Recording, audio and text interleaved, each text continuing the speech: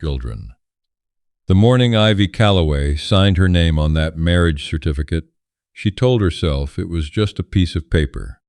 Children. She told herself a lot of things that winter. Children. She told herself that Jasper Holt was just a man, that the cabin was just temporary, that the cold she felt every time he walked past her without a word was just the weather coming through the gaps in the walls. She told herself she was practical, level-headed, that she hadn't made a mistake. Children. But there are lies you can keep for a season, and then spring comes, and you have to look at what you've actually built. Children. It started in late October, in the kind of small town that still had a notice board outside the general store. Hartwell, British Columbia, 2 hours east of anywhere worth mentioning. The kind of place where everyone knew your father's debts before they knew your name. Children. And Ivy's father had considerable debts. Children. Thomas Calloway had been a good man once. A carpenter, a churchgoer, a man who brought wildflowers home on Fridays for no reason except that he'd seen them and thought of his wife. Children. But Ivy's mother had died when Ivy was 14, and Thomas had slowly, quietly fallen into a bottle and stayed there. By the time Ivy was 22, the house had a second mortgage. Children. The workshop was behind on rent, and the only offer on the table came from a man named Jasper Holt. Children. Ivy had never spoken to Jasper before the day her father called her into the kitchen and asked her to sit down. Children. She knew of him, the way everyone in Hartwell knew of him. He came to town maybe once a month, always alone, always on horseback, even in November when the roads were manageable. He bought flour and dried goods and occasionally a length of rope or a new axe handle, paid in cash, and left without small talk. He lived somewhere up the ridge. Nobody was entirely sure where. People said he'd built something up there. Children. People said a lot of things about Jasper Holt, most of them whispered, none of them confirmed. Children. He was 31. He had dark eyes and a beard that had long since stopped being a style choice. His hands, when he'd laid a folded piece of paper on the table in front of Ivy's father, were rough as birch bark. He sat across from her like a man who had decided something and was simply waiting for the formality of agreement. Children. The proposal, if you could call it that, was straightforward. Thomas's debt would be cleared. Ivy would come to live with Jasper on the ridge. There would be a legal marriage, her name on the document. Children. Her place in his home. In return, she would keep the household, cook, manage what needed managing. He was not, he said quietly, looking for anything she wasn't willing to give. Children. He said that last part without looking at her, which she couldn't decide was respectful or simply indifferent. Children. Her father looked at her with eyes full of a guilt he didn't know how to carry. Children, she said yes. Children. What else could she have done? Left Thomas to lose the house? Walked out of Hartwell with nothing in December? She was practical. She told herself she was practical. Children. The wedding was at the town hall on a Wednesday. 3 people attended, Thomas, the registrar, and a woman named Dot, who worked the front desk and served as witness. Jasper wore a clean shirt. Ivy wore the blue dress she'd bought for her cousin's graduation 2 years before. He didn't tell her she looked nice. She didn't expect him to. Children. They drove up the ridge that afternoon in his truck, her 2 bags in the bed, the heater working only on one side. She watched Hartwell disappear in the side mirror and felt something close to grief, though she couldn't have said exactly what she was grieving. Children. He didn't talk on the drive. She didn't either.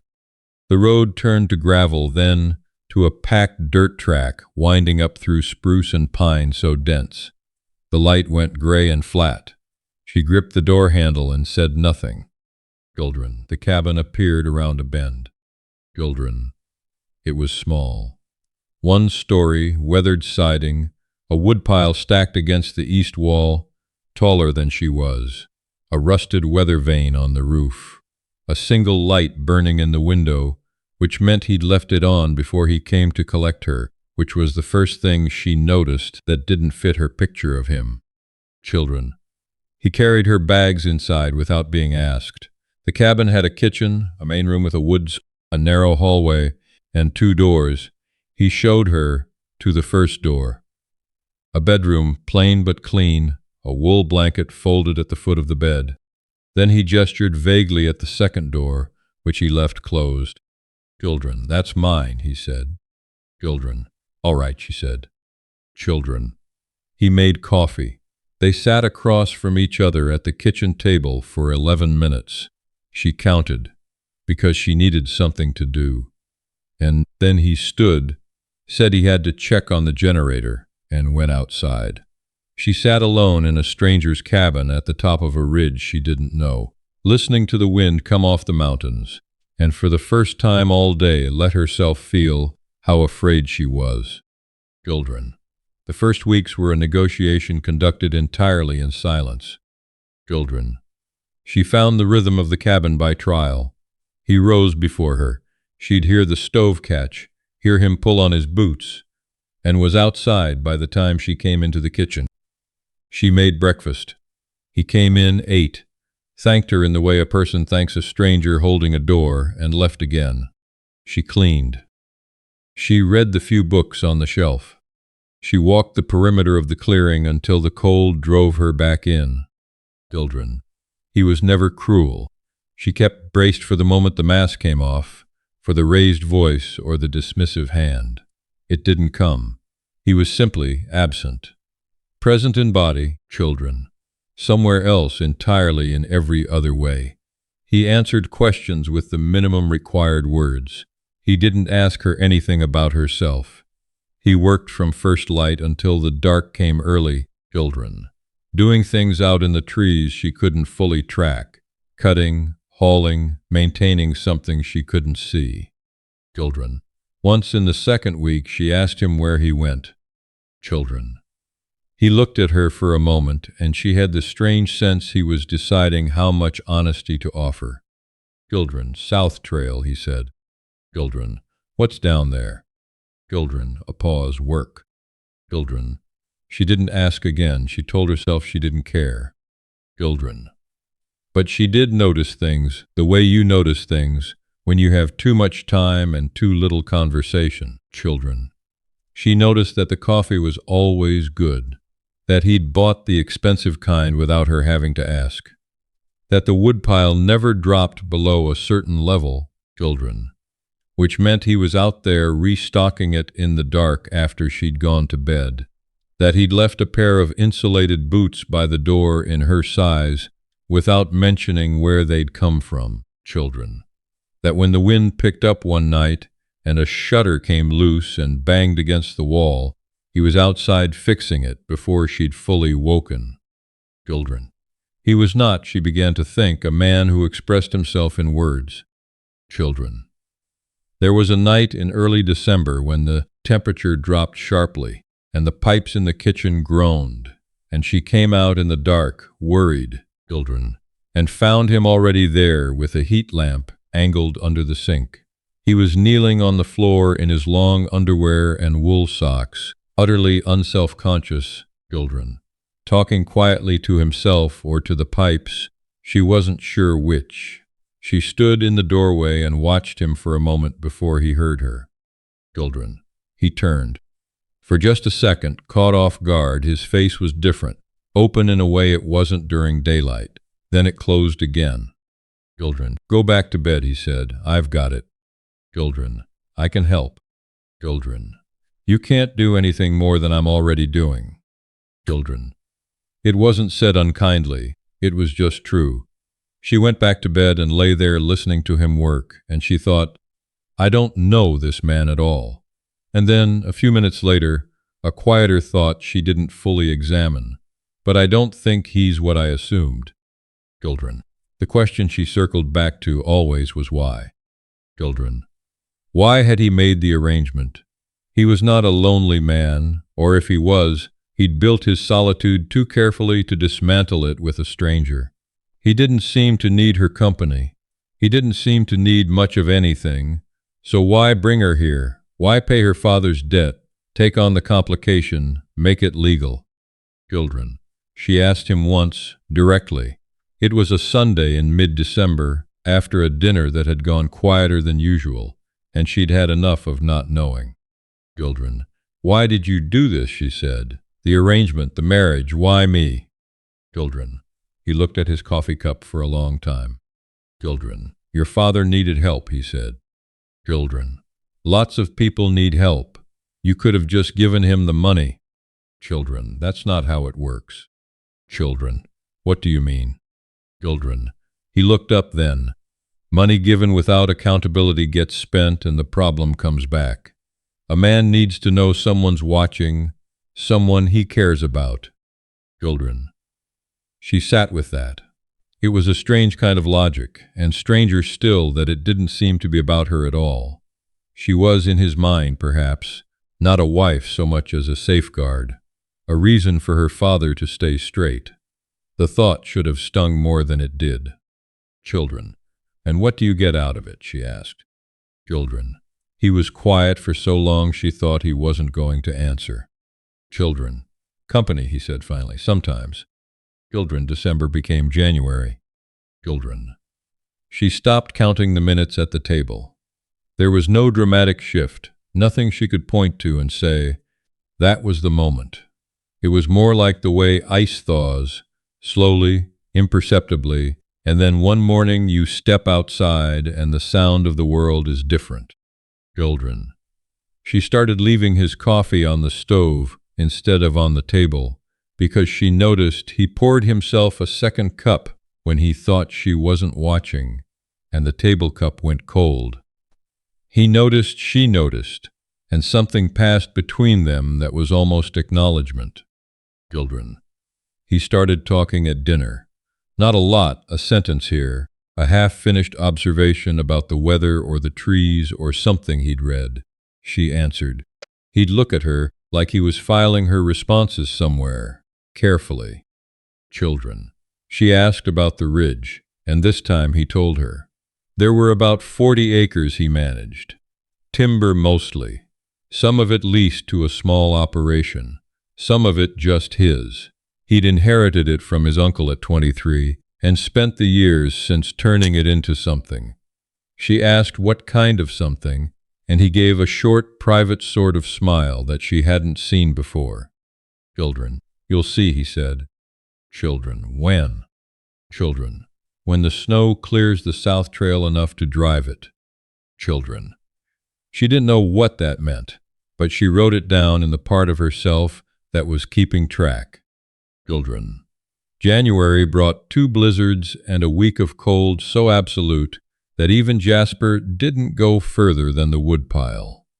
They were confined together, really confined the first time, and she expected it to be worse than it was. They read. He taught her to play cribbage badly and then complained about her strategy with a dryness she hadn't anticipated from him. Children.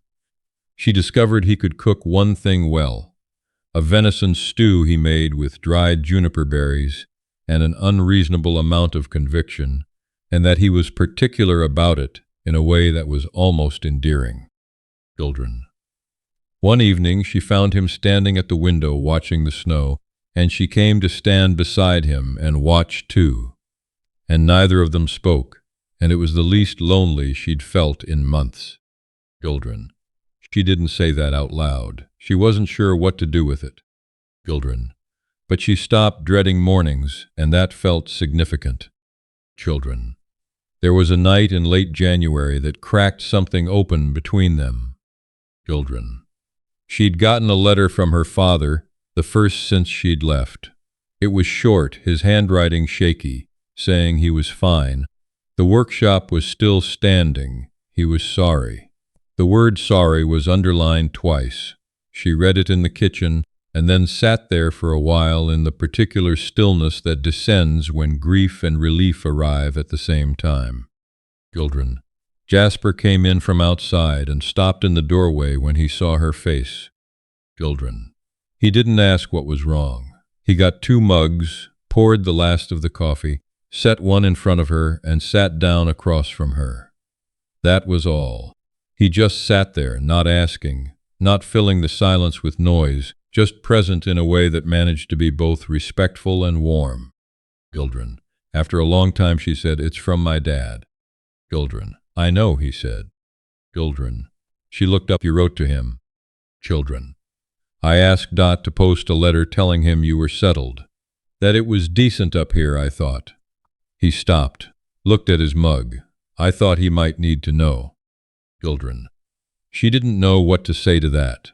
The thing about Jasper was that his kindnesses were always done in the past tense, completed quietly before she could argue with them, already finished by the time she found out. Children. "Thank you," she said. Children. He nodded once like it was nothing. She knew by now it wasn't. Children. February. Children. She was beginning to understand that her picture of him had been assembled from rumor and assumption, and very little else. The town had made him into a hermit, possibly a miser, certainly an eccentric, a man who wanted no one. But the cabin was clean and considered. His books were marked and reread. He knew the names of the birds that came to the feeder he'd hung at the edge of the clearing. Children. He sent money to a youth woodworking program in Hartwell. She found the receipt by accident in a drawer she was clearing for dish rags. Children. When she asked about it, he was irritated to have been discovered. Children. "That's not your business," he said, but without heat. Children. "You're right," she said. "I'm sorry." A pause. "You're a good person." Children. He didn't answer that, but he didn't disagree either. Children. It was the 1st of March when he knocked on her bedroom door after breakfast and said the South Trail was passable. Children. "I thought you might want to see," he said. Children. She looked at him. "See what?" Children. He had the private half-smile again. "Put your good coat on." Children. They drove for nearly 20 minutes along a trail she hadn't known existed, cut through the spruce in a long, gradual descent. The trees grew taller, and the light changed, opened up, somehow like the forest was making room for something. She watched out the window and felt, without understanding why, that something was about to shift irrevocably. Children. Then the trees ended. Children. She heard herself make a sound she couldn't name. Children. The valley opened up below them, a wide, quiet bowl of land protected on 3 sides by the ridge, south-facing, sheltered from the worst of the wind, and in the center of it stood a house. Not a cabin. Children. A house, timber-framed, 2 stories, stone foundation with a covered porch running the full length of the front, a barn to the east, a small greenhouse with its glass gleaming in the early March sun. Children. Smoke from the chimney, which meant he'd been out here recently, keeping it warm. Children. A frozen pond off to the side, pale and still. Fenced pasture with 2 horses standing at the fence line watching the truck come down. Children. She couldn't speak. Children. Jasper stopped the truck and they sat there for a moment before he said quietly, "I built most of it myself, 10 years. Children. 10 years, she repeated. Children. My uncle left me the land and enough to start, not enough for much else. So I worked and I built and I saved and I kept going back to it." He paused. "No one in Hartwell knew. I didn't." He stopped, tried again. "I didn't want people up here for the wrong reasons." Children. She understood, slowly, what he was telling her he had been testing. Not her specifically, not in a calculating way, but anyone. He'd lived in the small cabin on purpose, shown the world nothing. Because he'd learned, somewhere, that what you have tells you nothing about who will stay. Children. They walked down to the house. He opened the front door and she stepped inside. Children. It was beautiful in the way that things are beautiful when someone has cared about every particular. Stone fireplace, wide planked floors he'd cut and laid himself. A kitchen that was twice the size of the cabin's, with a window over the sink looking out to the valley. shelves built into the walls, a long table made of a single slab of cedar. Children. She walked through the room slowly, not talking, and he followed at a distance, letting her look. Children. When she came back to the main room, she turned to face him, and he was watching her with an expression she finally knew how to read. He was afraid. He was standing in the house he'd built for 10 years, and he was afraid of what she was going to say. Children. Why are you showing me this now? She said. Children. Because you've been here 5 months, he said. Because I wanted you to know before the spring. Children. Before the spring, she understood. Children. You're telling me I can leave, she said. Children. You can take the truck. I'll have funds transferred to an account in your name. He said it steadily, like he'd rehearsed it. You don't owe me anything past what was agreed, Ivy. You didn't choose this the way a person should be able to choose, so now you can. Choose. Children. She looked at him for a long moment. Children. She thought about the boots left by the door, the letter sent to her father, the pipes in the dark, the cribbage complaints, the juniper stew. Children. The way he sat across from her when she was sad and didn't ask a single question, and somehow that was exactly right. Children. She thought about the house he had built with his hands for 10 years in a valley no one knew about, and the fact that he was standing in it, now terrified of what she'd decide. Children. What would you do, she said slowly, if I stayed? Children. Something moved across his face. I'd hope, he said, that we'd figure it out as we go. Children. She looked around the room, at the cedar table, at the window and the valley beyond it, and the horses at the fence, and the greenhouse glinting in the pale March sun. Children. I'm going to need my own shelf, she said, for my books. Children. He was quiet for so long she almost laughed. Children. I'll build you one, he said. Children. She turned back to him, Jasper Holt, who had been called strange and cold, and a recluse by people who had never once sat across a table from him in the dark, while the pipes groaned and the wind pressed against the cabin, and he simply quietly stayed. Children. Then I'm staying, she said. Children.